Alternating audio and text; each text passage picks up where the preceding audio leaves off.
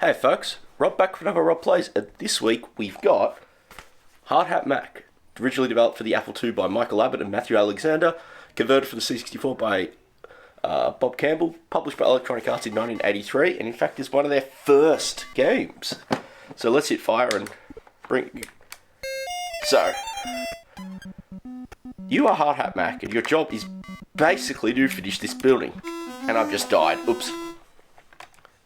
So, there's 3 stages. You'll have seen them in the attract. In this first stage, your main objective is to complete all the steel work. So, you go through, collect the girders, plonk them into the gaps.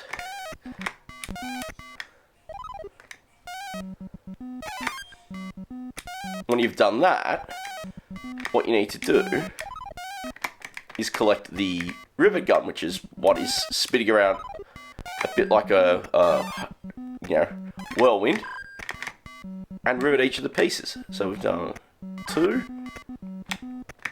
3. Yeah, we've done it. First stage done. It's pretty easy to pick up. You can sort of tell. Now, with the second stage, you have to grab those toolboxes. Now, they are toolboxes. That's what the manual says. Other places I've seen them referred to as lunch boxes. And it's like, no, they're toolboxes. I wonder what they were for ages myself. I only picked the actual copy of it up recently, but as a kid, this is what, like, I had a backup copy as one of the first games I got when I got a disc drive. So it's one that I've played a fair bit, although I'm pretty rubbish at it. So let's do this. Okay. And there's just always moments where it is so easy to die. But this is very much a platformer in the vein of Donkey Kong. Which is really, I think, it doesn't help that that's what the construction theme reminds me of. Oh! I love how it went into slow-mo while I was jumping there. And it's game over. Let's do another run. Oh, good. I was worried. So, in terms of presentation and whatnot, it's pretty simplistic. There's just the attract title screen. No, I don't want that. No! Oh! It's not fair, is it? Alright. So you go through, collect a piece. Now, of course, the one thing to note with the enemies is that you can be chased by either the OSHA officer, which is the dude on this stage now, or vandals. We haven't got a vandal yet. They basically do the same thing. They wander around, pretty much try to kill you. Now, at the bottom there on the right is a springboard. You use that to get higher up, which is very convenient.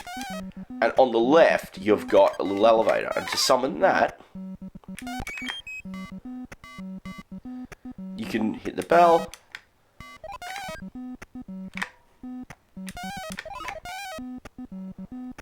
Controls are pretty tight. I mean, I always feel a little worried when looking at games which originated on the Apple because, they weren't really for digital joysticks like we have here on the C64 land. They tend to... Okay. Alright. They tend to, they're all analog controls so they don't flow the same. But the controls here are really tight. Graphics are a bit... And that's just ultimately because of Apple conversion. They tend to run... we get technical with just how the Apple was displaying graphics. And this is obviously, the closest comparison. Let's go down. This stage is tough. No! And it's game over. I'm going to have one more run. But the graphics, they're sort of that multicolour. They use the base multicolour bitmap and they aren't the most thrilling thing. And there's the Vandal. They're not the most, they're not the most well defined. You can sort of see they do that sort of trick for, no. No, it gets really frustrating sometimes. It's good fun. I mean, going back to it, I have to admit, I hadn't played it in a very long time. No! That's an annoyance. When you get the rivet gun, you can't magically let go of it. Which is very frustrating, because you can't actually... okay.